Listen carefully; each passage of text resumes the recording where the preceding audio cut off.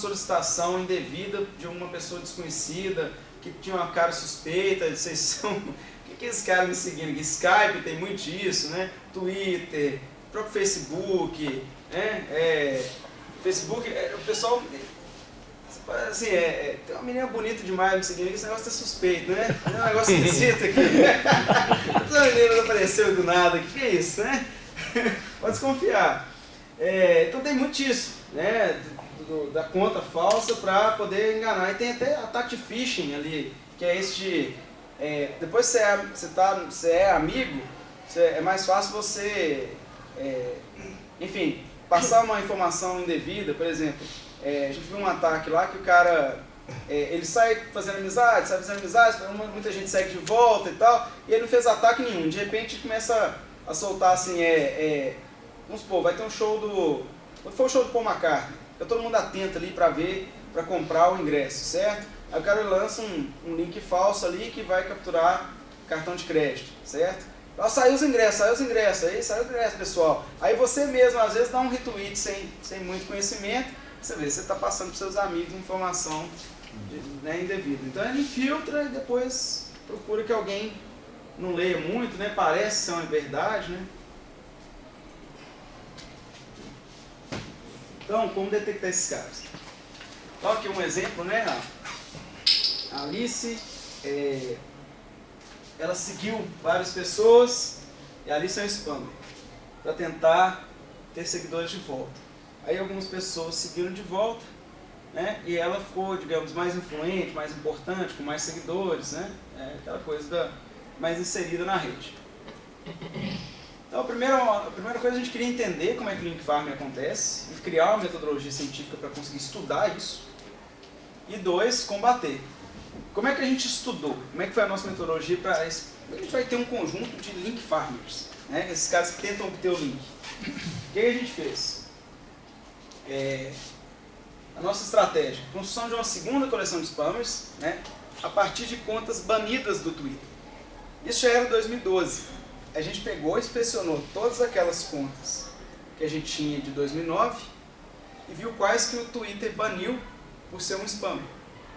Pronto, a gente tinha uma coleção enorme de spam. Agora a gente tem uma coleção de mais de 40 mil spammers oficiais do Twitter. Na verdade a coleção era bem maior, mas a gente começou a desconfiar que o Twitter podia banir por algum outro comportamento e chamar aquilo de spam, como a definição não era muito... A gente também olhou se eles postaram alguma URL que foi para uma lista negra. Existem listas negras de URL mantidas pelo Google e são públicas. Pelo Google, por várias outras empresas. Aí a gente achou elas. Se o cara postou algo assim, ele era realmente spam. Então a gente tinha 2 evidências que ele é spam, né? A gente fez isso daí.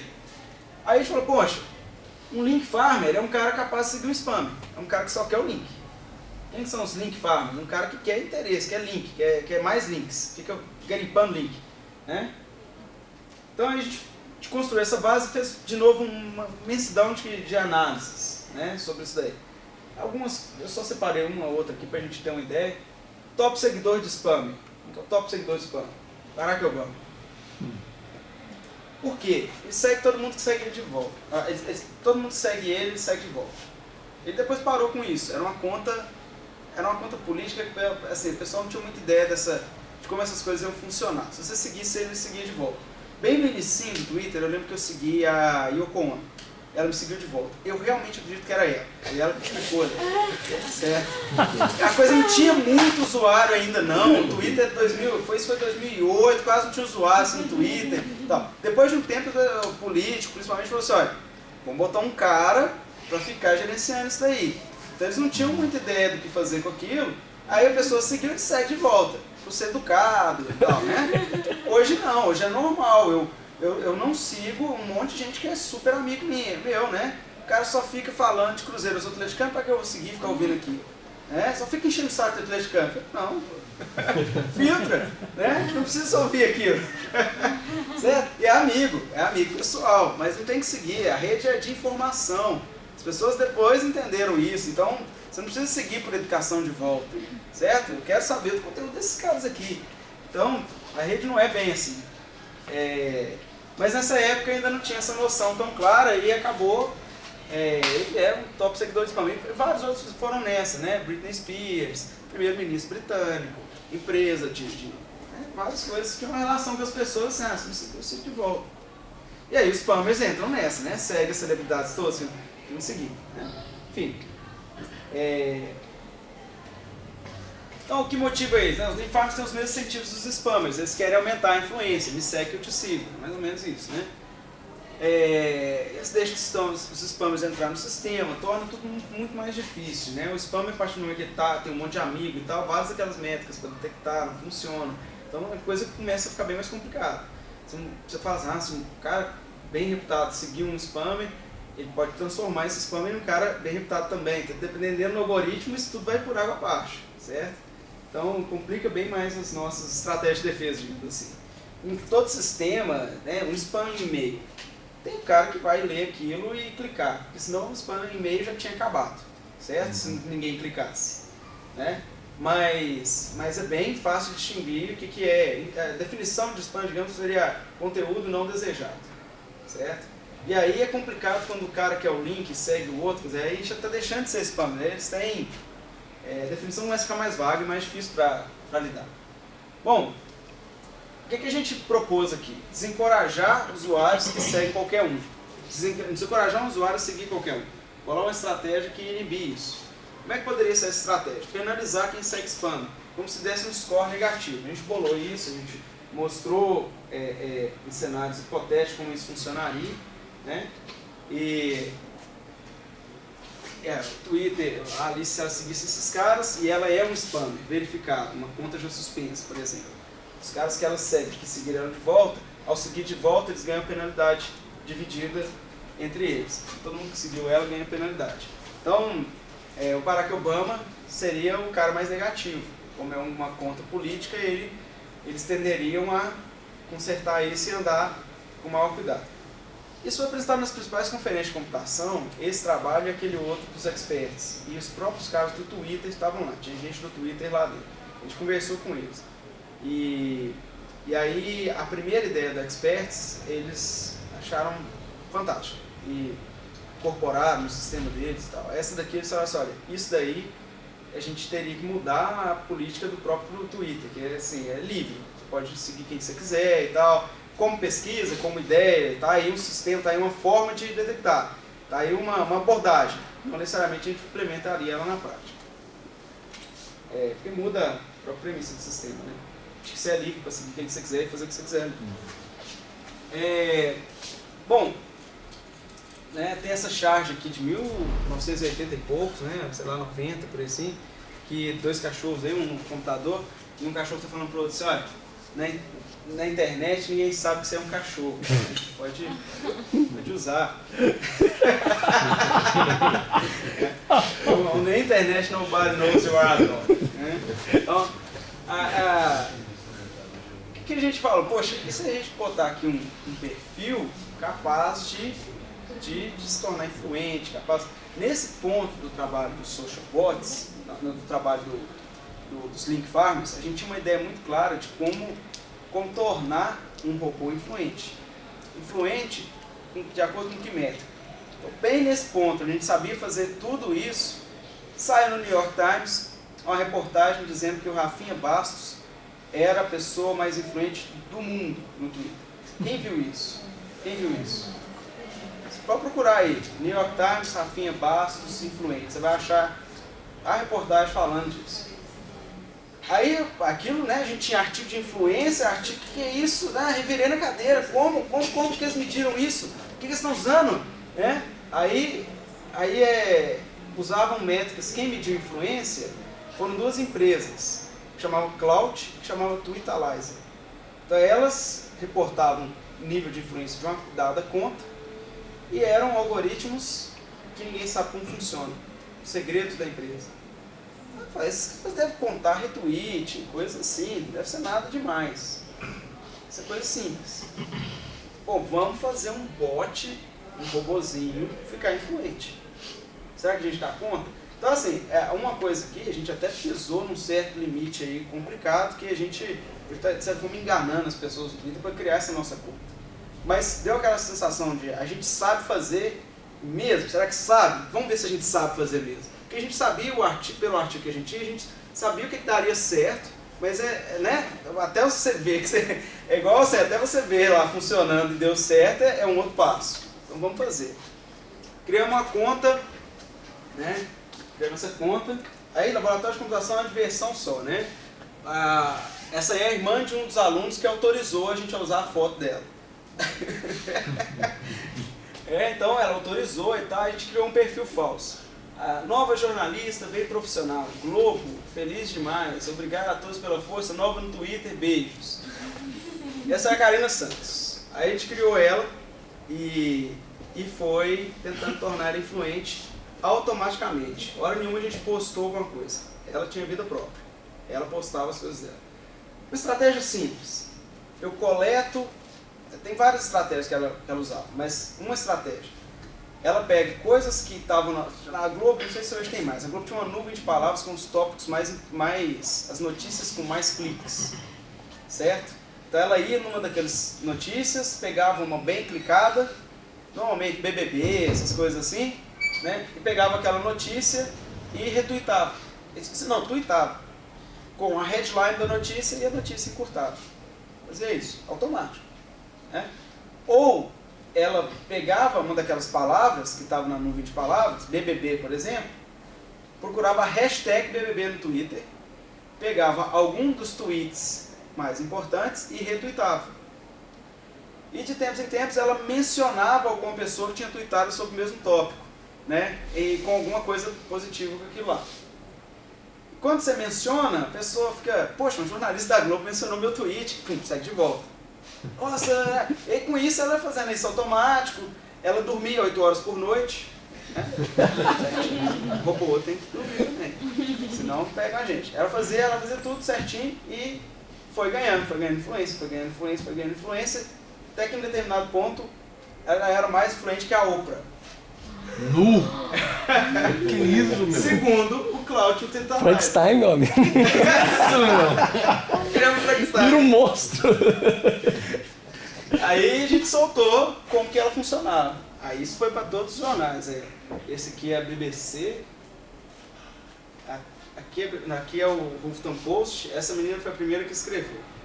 Ela Twitter bots have no problem fooling you, getting more influence than Oprah.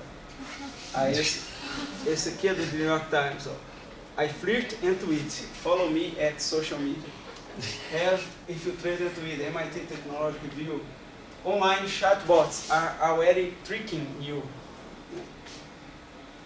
Aí eu, né, fiquei pronto. Agora o pessoal que seguiu a Karina Santos vai ferrar a gente, né? O camburão tá na O camburão tá na porta. Vai começar o conselho de ética, comitê de ética da Federal. Tira a Karina Santos do ar, na hora, né? Tira a Karina do ar. Nossa, o que a gente fez? Nunca deu problema, não. Não tem problema, né? Não, tiramos do ar. Eu sabia que ia dar essa audiência toda. E o Coan tá lá. Não, eu acho que a ideia foi Frankenstein mesmo. Você tinha um artigo e tal, você sabe fazer, mas funciona mesmo. Será que a gente é isso tudo que a gente acha que a gente é? Será que a gente dá conta? Eu tenho conta, né? Quantos seguidores que eu chegou aqui? Não era nem tanto seguidor, mas na métrica do Twittalizer lá, ela bombava. Que era o negócio de ser seguido de volta. Que ela seguia as pessoas, mas ela só mantinha na lista e seguia de volta. Eu não lembro quantos seguidores ela... Mas acho que tinha um negócio de ser a pessoa do momento, sabe? Ela ia ganhando rápido e tal. Então, depois foi legal que esses jornalistas, eles foram no Twittalizer e no Cloud. Mas não, o que esses caras vão falar agora? Eu queria ver o que né? Mas, poxa, se ela está postando conteúdo relevante, qual o problema? Né? Saiu na tangente total. Qual a necessidade dela ter corpo real? Nenhuma. Por que as pessoas seguem o robô? Ela é legal, ué. Um lador já falava disso, né? Então, depois a gente vai do ar. Eu passei meus apertos com esse negócio, mas nunca deu problema nenhum, não. Você não imagina, sim, que o negócio vai ter uma audiência dessa, que vai dar isso tudo, né? Fiz com um aluno de graduação, um aluno de graduação da UFOP. A gente estava, né, sabia desenvolver e tudo, a ideia mesmo que deu muito certo. Bom, aqui a gente, esse aí é o esforço dos últimos 4 anos, análise de sentimentos. Então, o que a gente começou a ver? Que Por que eu cheguei nisso daqui? Tem uma turma na computação que lida com processamento de linguagem natural. Eles colaboram um pouco aí com o pessoal da linguística e faz um esforço danado para criar método para, por exemplo, criar um chatbot, para fazer coisas desse tipo. A gente já vinha entrando nesse assunto há muito tempo e a gente viu que a gente podia dar contribuição em análise de sentimentos, criando novas ferramentas para análise de sentimentos. Então a gente entrou nesse assunto nos últimos 4 anos e a gente fez umas contribuições bem fortes aqui. O que é isso? Né? Estudo computacional de opiniões, sentimentos e emoções expressos em texto. O que a gente fez aí? Primeira coisa, né? Tem muitas tarefas com esse mesmo nome, né? Dentro da própria computação. Deixa eu mostrar. Por que ela é hot topic, né, computação? Né? Isso na computação está muito forte, principalmente fora dela, o pessoal usando isso também. Né? Por que tanto interessa a análise de sentimentos atualmente? Por que o tema é quente? Então, tem uma ferramenta no Google que é o Google Trends. Permite você ver o que é trending, né? Aí, se você buscar por cento da análise, você vê que está crescente. Então, não sou eu que estou falando que ela é trending, né? É o Google. Muita gente está buscando por esse assunto. Por quê, né? O ponto aqui é o seguinte. Ela é a base de uma série de novas aplicações. Você quer medir se as pessoas estão do lado disso ou daquilo, né? Sempre é uma coisa binária, estão a favor ou contra isso. Né? Ou então você pode pensar em simplesmente opiniões sobre um produto. Né? Tem essa coisa, do ponto de vista da sociologia, digamos assim, você está interessado em saber muito sobre política, muita coisa assim, né? Mas você tem o apelo comercial aqui, que é, sei lá, a Fiat lança um produto, ela quer saber se, comparado com tal coisa, está bem ou está mal, qual foi a recepção daquilo lá. Né? Então, e aí, a social media é a base onde estão lá as opiniões. As pessoas expressam opiniões, até, né, em social media, até demais, né? E fazer uma forma de sumarizar aquilo lá é extremamente relevante. Tem várias formas de análise de sentimentos, elas parecem um pouco mais para a computação, quero entrar nessas coisas todas. Eu acho que assim, a que mais interessa a gente é o sentence level. Dado uma sentença ou um tweet, uma coisa desse porte, o que é? Não é poucas palavras, poucas frases, está a favor ou está contra alguma coisa. E o assunto não tem que ser extraído do texto. É como se você soubesse que aquele tweet ou aquela mensagem é sobre tal assunto. Então isso acontece em fórum, ou tweets com uma determinada hashtag, então você já sabe qual assunto do tweet é aquele. Aí você só tem que saber se ele é positivo ou negativo, simplifica muito. Eu vou dar um outro exemplo aqui de onde a análise de sentimentos é aplicada. Se você buscar, né, por uma impressora, né, você vai ver facilidade de uso, valor, setup e as notas das pessoas sobre isso. E aqui uma mensagem, um review. Você tem como você inclusive clicar e ver todos os reviews sobre essa feature aqui. Pode clicar nela e ver tudo que falaram sobre facilidade de uso. São as opiniões das pessoas sobre essa facilidade de uso, certo? Então, isso aqui é uma forma, isso aqui a gente chama de aspecto, cada um desses é um aspecto sobre a impressora.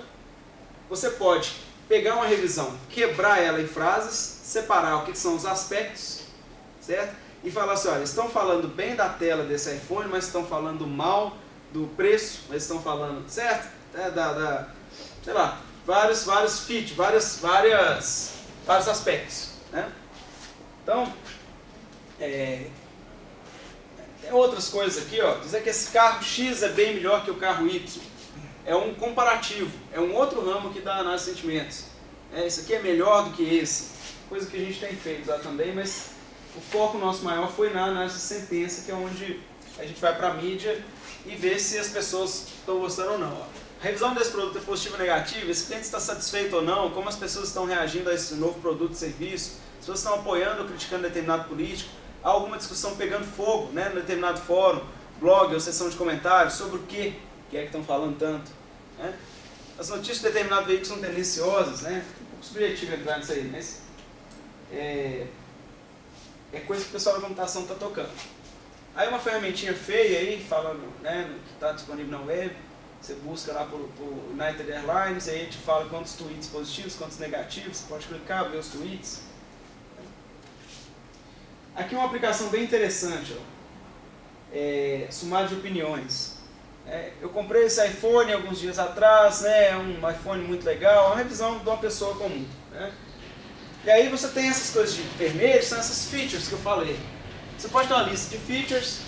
Imagina as revisões de comida de boteco. Você tem já as coisas clássicas lá que olha, né? O que é? Garçom, comida, cerveja. Temperatura da cerveja. Banheiro, se está limpo, né? Se a limpeza do local, temperatura de cerveja, mais gelado. Tem até tiragosto. Né? Então se você fizer, se você fizer uma lista do que são os possíveis aspectos, na maior parte das revisões eu consigo identificar o que o cara está falando. Aqui ele falou do atendimento, aqui ele falou, porque atendimento, garçom, você associa tudo, certo? Você separa aquela frase e fala, essa frase é sobre atendimento. E aí você vai rodar na área de sentimento saber se foi positivo ou se ele foi negativo. Você poderia fazer uma sumarização do comida de boteco de maneira geral. Todos os botecos iam agradecer, certo? E falar que legal. Então, em geral, é isso que o povo falou de mim, em vez de ter que ler tudo, certo? Então, agora pensa assim, um novo carro saiu, quantidade de texto que tem sobre aquilo lá. Você quer uma forma de sumarizar e ver só os negativos, só os positivos, separar as coisas. Então aqui, ó, aqui está qualidade da voz, touchscreen. Se você pode separar, né, uma forma de sumarizar, é muito comum o pessoal na computação fazer isso aí, ó. Então tem lá, feature 1, touchscreen. Reviews positivos, reviews negativos. Certo? Isso pode ser aquela coisinha com mais, assim, ó, você clica e expande se você quiser ver. Senão você só vê quantos. Quantos negativos e quantos positivos. Certo? Entenderam o valor aqui, né? Isso daí. A empresa está interessada nisso. Até comparação. Você pega 2 reviews de 2 produtos, 2 celulares concorrentes, 2 carros concorrentes, alguma coisa assim, e tenta ver, ó, esse aqui está mais positivo a voz, está mais negativo a voz. Esse aqui o screen está melhor do que esse. Aqui eles se equiparam, mas aqui foi um problema. Certo? Você pode comparar, que conta um ganho. Revisão de hotel, adorei o café da manhã, mas odiei o barulho, não sei. Tem sempre coisas boas e ruins para dizer. Aplicações do mercado financeiro, tem muita gente, tem um professor no meu departamento que está botando toda a energia dele nisso daí. A gente fica até brincando que a hora que der certo ele vai parar de publicar artigo no assunto e vai ficar só ganhando dinheiro. Né? Então que o cara descobre, ele não tem por que publicar mais, ele vai usar para ele. É igual o Frankenstein lá que a gente criou, né? Depois de um determinado ponto você aprende tanto com aquilo lá, você percebe que você consegue ganhar numa bolsa em cima disso daí, com todas as estratégias que você aprendeu, para que você vai revelar? Aqui, um trabalho que um cara fez com esses dados nossos, é um cara do meu grupo lá no Max Planck, onde eu coletei esses dados do Twitter. Ele fez um negócio que ele chamou de The Pulse of the Nation. E a gente estava no mesmo grupo, né? Ele era um dos que o Twitter permitiu usar os dados, né? Esse trabalho eu não participei. Mas ele separou que os Estados Unidos são vários, é um mapa dos Estados Unidos que tem, o estado aumenta de acordo com o volume de dados ali, né? Então assim, o estado se deforma um pouco, tá vendo? Conforme a população, né? E ele está olhando ao longo das horas do dia, ó, que é 14 horas, 15, certo? 0 horas, ele está olhando como é o humor das pessoas, medindo da seguinte forma, ó, mais feliz, verde, mais infeliz, vermelho. Né? Esse índice de felicidade a partir do tweet. Inferido a partir do tweet olhado em larga escala, um volume muito grande de tweet, com a métrica de medir felicidade em tweet, que é bem ruidoso ainda. Mas deu para dar uma noção clara, né, do horário do dia, que o humor vai mudando, né, os tweets. Determinado horário o rancor vai aparecendo, né? Começa a xingar, começa a reclamar. Começa o dia tranquilo. Mas tem lugar que começa o dia xingando, porque tem chuva, tem várias variáveis, não é só o tempo. Tem várias coisas que implicam nisso daqui, né? Ele olhou uma, depois ele olhou outras, que era chuva mesmo. Chuva afeta muito, só no exterior. A gente nem tanto.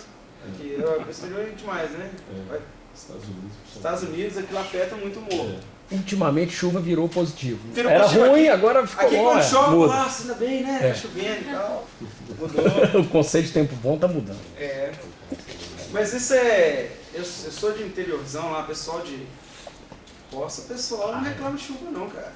Choveu, pode ser. Chuva é bom. Chuva é sempre bom. Aqui na cidade que fica, né? Chuva é um negócio chato, só incomoda. Mas não é BH chove, né? Então é um caos. A água vem do cano, né? Pra que aquilo? Na torneira sai água, não precisa daquilo. durante a Olimpíada de Londres, a London Eye, vocês viram isso? A London Eye, ela acendeu de acordo com o sentimento dos tweets que estavam dando suporte ou não para os atletas. Usaram a análise de sentimentos, usou um método que chamava Sent Strength, que é um dos métodos bem conhecidos aí. Ela acendeu de acordo com isso. Aqui o artigo da BBC explicando. Legal. Porque a coisa está aí o tempo todo, né? Estava aí. Tem um artigo que usou a análise de sentimentos para tentar ver casos de depressão pós-parto através de dados do Facebook. O que esse pessoal fez? Aí é o grupo interdisciplinar, né? Não é a gente da computação sozinho, certamente. O que eles fizeram? Eles pegaram num hospital e conseguiram autorização de 165 mães, desde o pré-natal, né? Elas foram monitoradas por 50 semanas.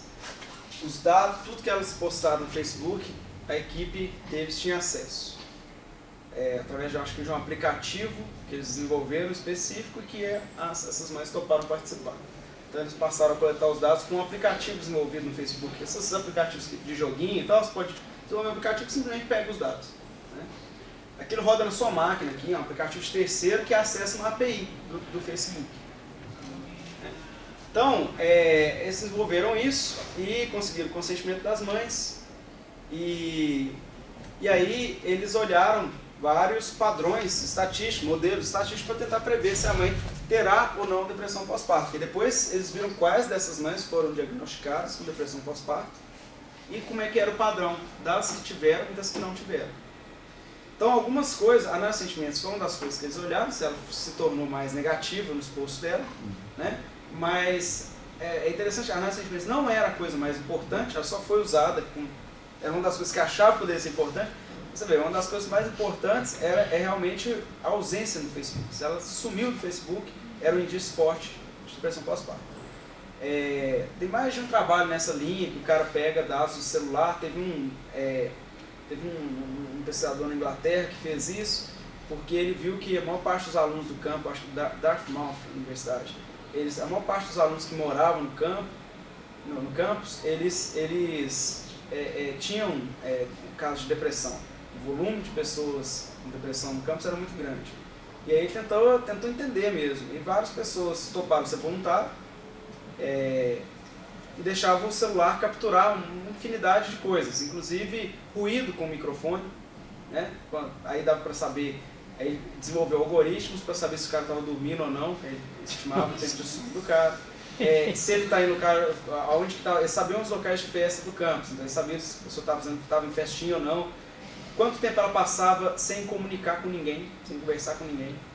E aí eles viram assim, as coisas que tinham correlação mais positiva, realmente, se eu não me engano, tá, eu lembro de ver isso e guardar bem o dado, era não conversar com ninguém à noite, que o cara que morava sozinho, não tinha ninguém para conversar à noite, passava um momento, saía da escola, né, voltava e era silêncio total, e o que não tinha ninguém para conversar à tarde, passava a tarde inteira em silêncio. Essas duas coisas eram as coisas mais...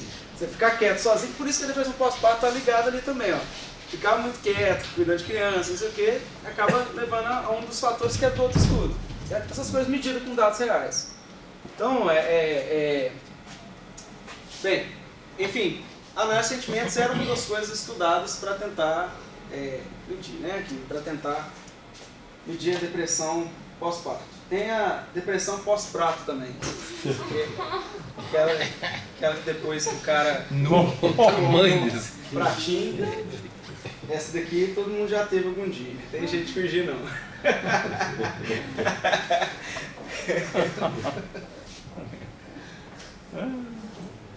Bom, mais um uso de análise de sentimentos aqui. Ô, Dimitri, eu estou falando, não sei se... Eu acho que... Deu 3h40. Deu uma ideia aqui já. Sim, eu acredito que sim. Acho que sim, mas não sei se... Podemos então abrir uma... querem discutir alguma coisa? Uma eu preparei um monte de coisa que fala da pesquisa, mas vai longe aqui, tem muito assunto. Oh, legal. Então, gente... Professor, deixa eu te fazer uma pergunta. um pouco do que você falou. Na verdade, assim, eu tenho muita curiosidade em saber como que vocês da computação trabalham com dados do Facebook. Então, dados do Facebook é o mais complicado de coletar. Você vê que aqui, muitas vezes, é o aplicativo de terceiros mesmo, e aí o usuário autoriza. O aplicativo terceiro é o seguinte, você desenvolve um aplicativo no Facebook, certo? O Facebook tem uma plataforma para isso. Esses sistemas todos, né, o Facebook, eles percebem o seguinte, se ele abrir, é igual o aplicativo que você instala no seu celular. Você cria só o ambiente para que outros possam desenvolver. E aí a criatividade deles é enorme. Vira aí o pessoal fica pegando Pokémon aqui também. Né? Então, toda aquela tecnologia estava lá. Faltou um jogo, né, alguém vir e criar aquilo. Certo? Aí acessa câmera, GPS, tudo. Aí há uma API. Você me dá dados da câmera, me dá dados do GPS, acessar. Isso tudo é uma função que ele chama. Você pode desenvolver usando essas funçõezinhas. Né? Um desenvolvedor, o cara tem que aprender aquela linguagem específica e estudar como é que são as chamadas que ele pode fazer e desenvolver. Não é assim tão complicado. Num semestre, às vezes um aluno lá na computação consegue fazer. Aí é o caminho mais fácil, porque, por exemplo, porque daí a pessoa concorda em participar, autoriza o aplicativo e você começa a coletar os dados dela. Exato. Seria também uma forma mais ética de trabalhar. É correto. Você tem o dado do cara e ele permitiu. Ele te deu autorização. Certo? No Twitter, o Twitter, pelos termos de uso, você pode coletar dados para analisar. Você pode ir lá e coletar dados do Twitter. Tá nos termos de uso, tá tudo certinho. Só que você não pode compartilhar os dados. Então, eles enfiaram isso depois da nossa coleta. Se botar no termo de uso.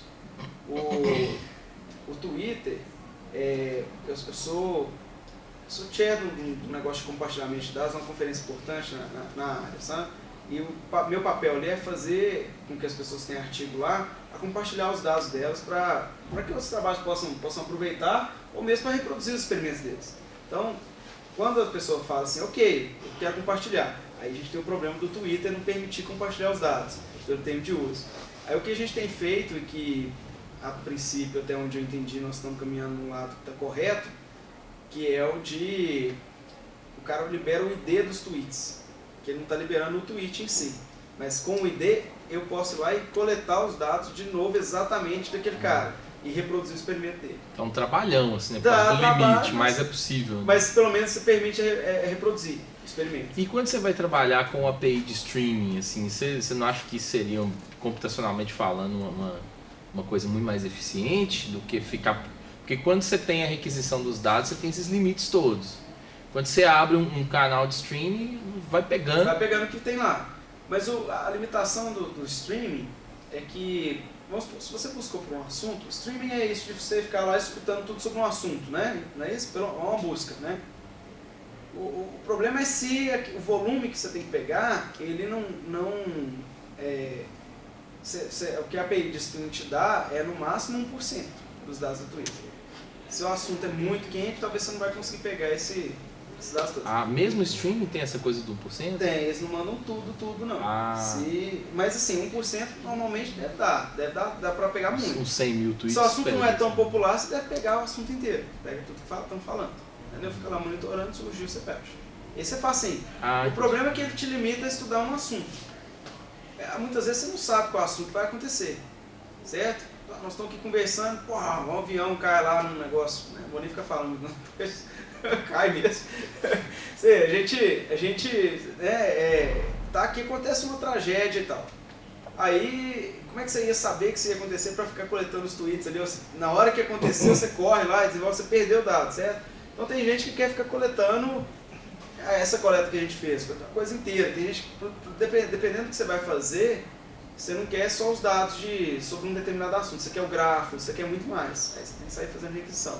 Esse tem o limite da API, que hoje é rígido. A gente tem um trabalho que a gente está fazendo, que a gente está desenvolvendo um aplicativo e que vai requerer mais requisições do que a API permite. E não está nem... Eles vendem normalmente tweets, a gente quer seguidores. A gente quer coletar seguidores de cada tweet, é muita requisição. Aí a gente mandou um pedido explicando para ver quanto eles cobrariam, um pedido específico. Ainda não responderam não, para ter uma ideia. Conforme for, na hora de botar o aplicativo no ar, a gente até paga, conforme for o preço disso.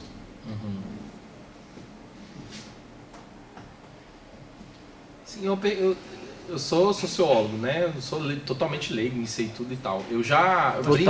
Totalmente não, né, Ney? Você tá por dentro, tá bem. Tá bem. A gente já trabalha um pouco com R e comecei a aprender Python, pouquinha coisa, mas assim, desenvolvo algumas coisas no R, porque eu preciso, que é análise estatística, análise de redes, essas coisas. Legal. Mas assim, e eu já... Me chamou a atenção uns meses atrás essa coisa da análise de sentimentos. Eu comecei a ver uns pacotes que já tem no R e comecei a brincar com a história, né?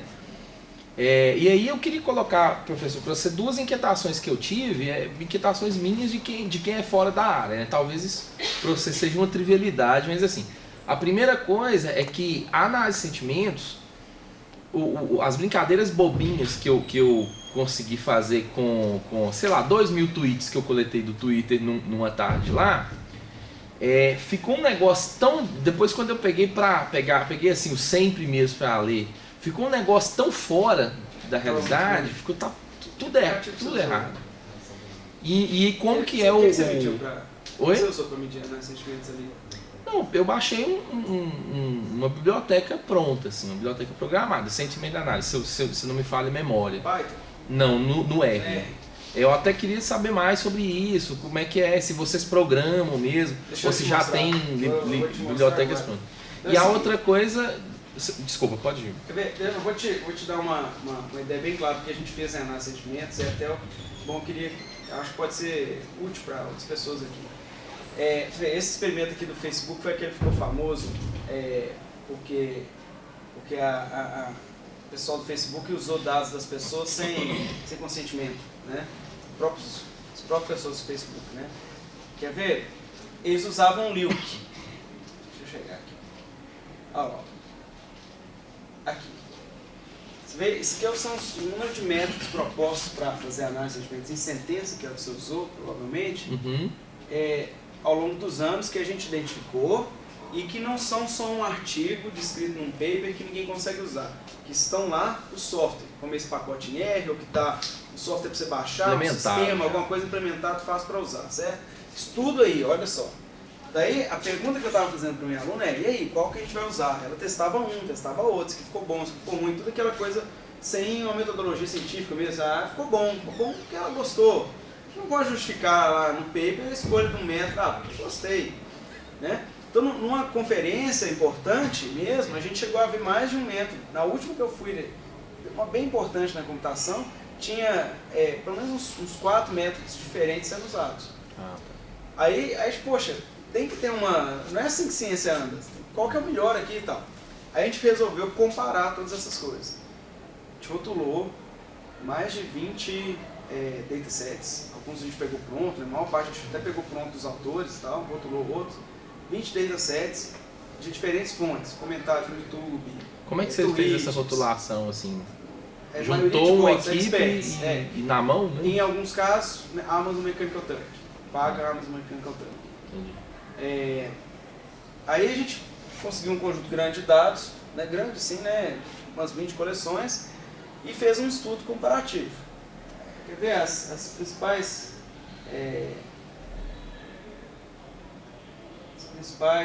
observações que a gente fez? Aqui alguns resultados de comparação. Aqui. Não há um método com melhor performance, um melhor desempenho, né, de predição em todas as bases. Não tinha um melhor. O melhor, ele perdia em uma das bases feio. Assim, não há uma bala de prata aqui que resolve o problema. Né? 2, né, os métodos de maneira geral se mostraram melhores para medir coisas positivas que negativas. Então ele introduz um viés aí complicado. Entendeu? Ele é bem melhor para detectar coisas positivas do que negativas. Na maioria dos métodos, quase todos. Grande variação de polaridade detectada em diversas bases de dados. Exemplo, assim, algumas bases, o assunto rotulado, a gente sabia que ele era predominantemente negativo e vários métodos falam assim, tem mais coisa positiva e negativa? Mais positivo. Porque ele detecta todos os positivos corretos e ele erra os negativos, entendeu? Então é complicado. Então, a gente avaliou essas coisas todas. Então, todos os métodos, com exceção do Liuc, nós implementamos aqui, ó, nesse sistema aqui, no iField. Todos os métodos. Só para você ter uma ideia, você pode submeter, está no ar, funciona, está funcionando no ar. Se você pode submeter um arquivo lá, um por linha, ele vai te dar um Excel com um rótulo desses métodos todos que eu falei. Tudo que a gente implementou, a gente deixou disponível no sistema. Legal. Então, você mesmo vai poder dizer assim, ó, se você pegar um conjuntinho pequeno de mensagens aí e rotular elas na mão, você vai falar assim, olha, para essa mensagem minha aqui, o que está dando mais certo é o método tal. Então você vai poder testar com vários. Certo? É para isso que a gente fez o sistema, exatamente para o cara que quer escolher um método, agora ele vai poder escolher. E porque assim, se a gente parar essa pesquisa aqui, né? Que pesquisa feia que a gente fez, né? A gente conclui que a gente não sabe dizer qual que é o melhor, que a gente não tem um melhor, não tem. Então, quer dizer, um cara que quer usar, ele chega aqui e fala, beleza, li isso tudo e não continua ainda sem saber qual que eu uso, certo? Ele fala, vamos fazer um sistema. E aí o cara submete e ele pega o resultado de vários e ele escolhe qual que ele quer. E aí, se você... Todas as bases de dados que a gente rotulou são públicas. A gente rotulou em 9 línguas também. Fez um trabalho sobre análise de sentimentos em multilíngua. A gente libera elas também. E se você tiver uma base muito grande, você não consegue submeter no sistema, que a gente limitou, que a gente tem uma máquina aqui boa, mas ela não aguenta demais não. Então, a gente limitou em 10 mil linhas. Pode rotular com o sistema nosso. Senão, a gente passa os códigos. Isso aí tem lá uma parte para você fazer um pedido. Para poder rodar com um arquivo, você tem que estar logado, você tem que criar uma conta. Só isso. Legal. Deu para ser a contribuição mesmo. Aí a gente libera, tá tudo livre. Depois eu quero. Pode, tá. Pode fazer mais uma? Só, jogo rápido assim, só porque eu tenho estudado um pouco sobre machine learning, bem incipiente mesmo, bem incipiente. Mas eu vejo assim uma coisa, eu li uns livros, eu fiz uns cursos online, fiz um da Stanford que eu achei fantástico e tal. Agora o que eu vejo assim, a maioria das coisas é baseado em modelo estatístico, né? A coisa da classificação e da predição. Mas, ok, eu consegui compreender como é que a coisa funciona, mas o que eu nunca vi em lugar nenhum, assim, nunca ficou claro, é como que vocês da computação conseguem pegar esses modelos, deixar eles funcionando, coletando dados e aquele modelo vai sendo atualizado e ficando cada vez mais acurado, sei lá. Então, pensa assim, para um... Isso, por exemplo, já deve ter gente trabalhando nisso, assim. Tem. Para melhorar a análise de sentimentos. Pertinente sua pergunta, assim. A sua ideia é assim, a coisa aqui é em tempo real. Aquela coisa lá parece assim, dado um conjunto aqui estático, eu vou analisar, certo? A grande popularidade dos métodos está nesse conjunto, você tem os dados, você vai analisar seus dados ali offline. Tem coisa para rodar em tempo real mesmo. Mas mesmo os offline, veja só, tem um monte de aplicação que daria para simplesmente de tempos em tempos você ir lá e atualizar. Por exemplo, detecção de spam. Né? De tempo em tempo eles vão lá, pegam as contas suspensas, põem na parte de treina com aquilo lá, recria um novo modelo, certo? Põe aquilo para detectar spammers. Depois de um tempo, pega os novos que foram detectados, talvez vai ter que, antes de suspender, vamos passar uma pessoa conferindo, certo? Muitas vezes a prática, o sistema não toma uma ação assim brusca sem antes ter um humano, não. Então a máquina só ajuda a selecionar para ele. Toma aqui um tanto que a gente suspeita. Aí o cara, esses aqui todos são spammers, certo? Joga eles para lá, refina o modelo, tem um novo modelo melhor. Então é assim... Não é uma coisa tão automática. Em tempo real tem algoritmo para isso, tem artigo que sai, uma proposta em tempo real, que vai realimentando, que vai... Certo? Quer ver, ó, a gente fez um método agora, está submetido num artigo, numa conferência, um método que a gente acabou de fazer de análise de sentimento. Que é a ideia dele de machine learning, que a gente usa de machine learning. A gente tem um monte de método aí, não tem? A gente sabe que um é melhor do que o outro num dataset, a gente não sabe... O que a gente fez? Ó, a gente falou, ó, a gente quer ser um método que fica em primeiro uma parte das vezes, certo? Mas quando ele não ficar em primeiro, que seja numa posição boa. Então a métrica boa pra gente é como se fosse um ranking médio. A gente pega todos os datasets que a gente tem, esse cara, né, a posição dele no ranking final, médio, na média dos rankings, tem que ser a primeira. Certo? Então ficou primeiro, segundo, primeiro, terceiro, primeiro, quinto, média disso, 2.3, beleza, 2.3 foi o primeiro lugar, certo? A gente queria isso, aí a gente fez esse método. Como é que ele faz? A gente fez uma maioria de votos. A gente pegou os 10 melhores métodos, se mais do que 5, né, se 6 para frente, votou que uma coisa é positiva, ou votou que uma coisa é negativa, a gente considera que aquilo deve estar correto, né? E assume que ela deve ser o resultado final. Fez uma maioria de votos simples, isso já deu um melhor método que os existentes. Opa, já caminhamos bem. Vamos fazer algo mais interessante que isso. Entrou o machine learning. A gente pegou essa instância que a gente tem uma certeza maior sobre ela, em vez de considerar como positivo ou negativo, a gente botou ela num treino. E aí, joga ela para o treino, né? Todas as que a gente tem mais certeza, e roda um algoritmo agora de predição com essas que a gente tem mais certeza, para tentar prever aquelas que estão na zona cinzenta. Você tem um pouco mais de dúvida.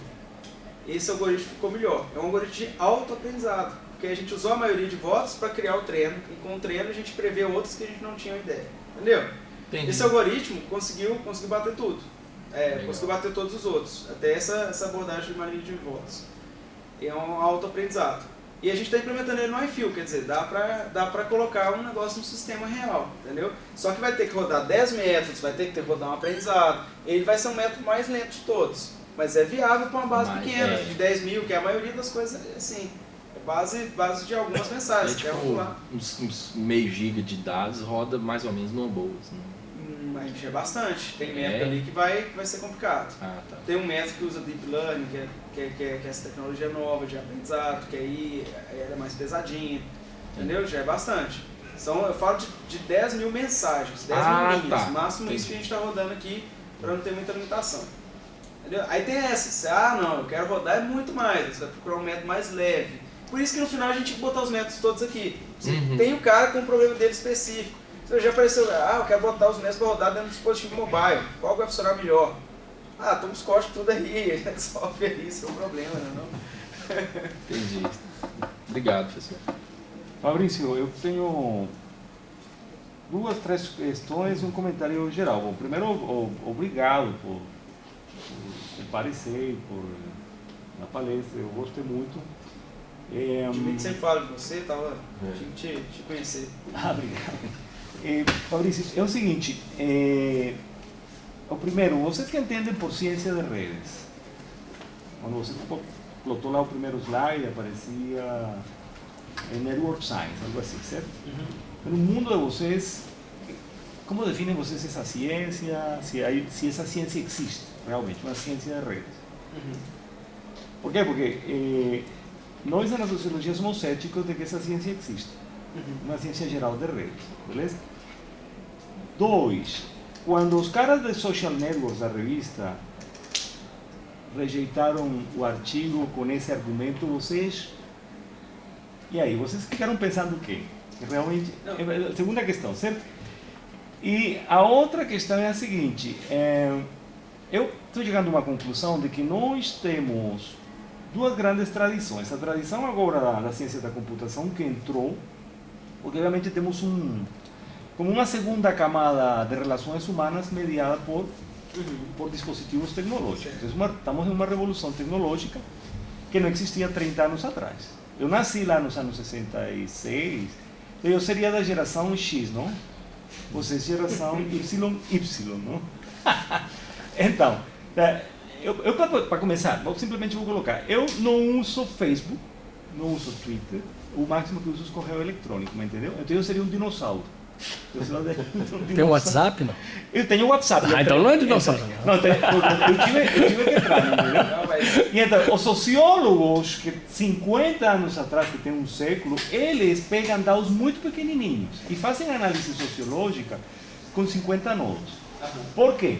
Porque eles estão analisando um mundo social, certo? Que não é um mundo das relações mediadas por dispositivos tecnológicos, certo? Eu digo que é um mundo mediado por organizações e por instituições, entendeu? Entendeu?